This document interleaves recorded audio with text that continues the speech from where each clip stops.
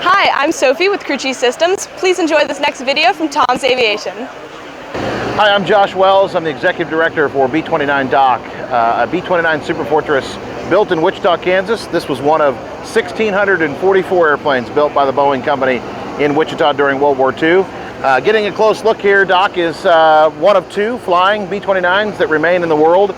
Doc was part of a radar calibration squadron based in upstate New York. It stayed stateside during World War II. And it served as that radar calibration squadron for 10 years. It was part of the Snow White Squadron. That's where it gets its name. So there were 9 aircraft: Snow White, the Seven Dwarfs, and the Wicked Witch. After it served in 1956, it was given to the Navy to be a missile target at China Lake Naval Station in the Mojave Desert in California, where it sat for 40 years before a guy named Tony Mazzolini decided he wanted a B-29. And it went through lots of stages. He eventually traded a B-25 that was restored in the Navy version, and he traded the Navy for that airplane, for this airplane, and the rest is kind of a historic love affair with an airplane. It took the team about 10 years to get it out of the desert. Then they brought it back to Wichita on 7 flatbed trailers in 2000, where it took 16 years and about 450,000 volunteer hours to put it back together. We've been flying this since 2016 and giving people an opportunity to get up close and personal with history and really feel it, touch it, see it, crawl up inside of it. It's our mission to make sure that we honor our greatest generation by continuing their legacy and telling their stories, and also to inspire new generations, aviation lovers, manufacturer workers, pilots, flight engineers, aviation people that have it in their blood. We want to inspire them to go and continue on our nation's legacy in aviation and in protecting our freedom. So Doc is operated by a 100% volunteer organization, and those are our present day heroes. Doc takes 6 people to fly the airplane: a pilot, co-pilot, flight engineer up front, 6 scanners in the back to really watch this airplane. And then we've got about 120 to 150 volunteers that work on the airplane, polish the airplane, keep it in tip-top shape, that come out on the road with us throughout the year. We've got about 500 hours on the airframe since it was restored. We put about 100 to 120 hours on the airplane each year, going from east to west coast and through the south up to the north or the Midwest. This year we will have been in 34 cities across 14 states. This airplane burns about 450 gallons of 100 low lead avgas per flight hour. On average, burns about a gallon to a gallon and a half of oil per engine per hour. It depends on what we're doing. So that all in right there, about $8,000 to $10,000 per flight hour to operate this aircraft. The airplane also has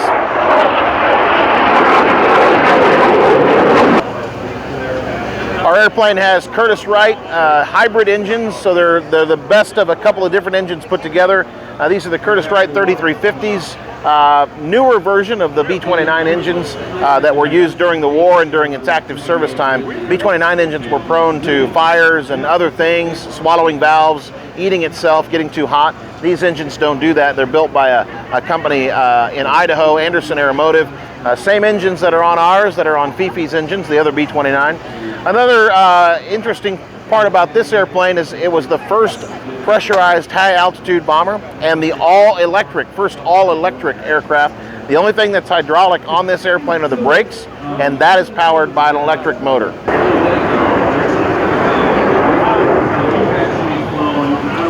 141-foot wingspan, almost 142 feet, 141 6 inches. It's 99 feet from nose to tail and about 33 feet tall from the ground to the tail. So a large airplane. It typically weighs anywhere from 80 to 95,000 pounds when we fly it, and we're nowhere near its max gross weight when we take off. Can haul about 20,000 pounds of bombs in its configuration. Of course, that would depend on what they were hauling, whether they were hauling 100-pounders, 250s, 500, or 1,000-pound bombs. When you get to fly in a B-29, there's always something unique to experience, whether it's a new sound or a new feeling. You're really able to sit in those seats that our nation's heroes and our war heroes did, and it's an immaculate restoration work on this, and it really honors the greatest generation. You get to come out, you get to sit in those seats and think about what those young men and women did during the war to protect our freedom. Thanks for watching, and I hope you'll join us in keeping this airplane flying along with all the other warbirds in our country.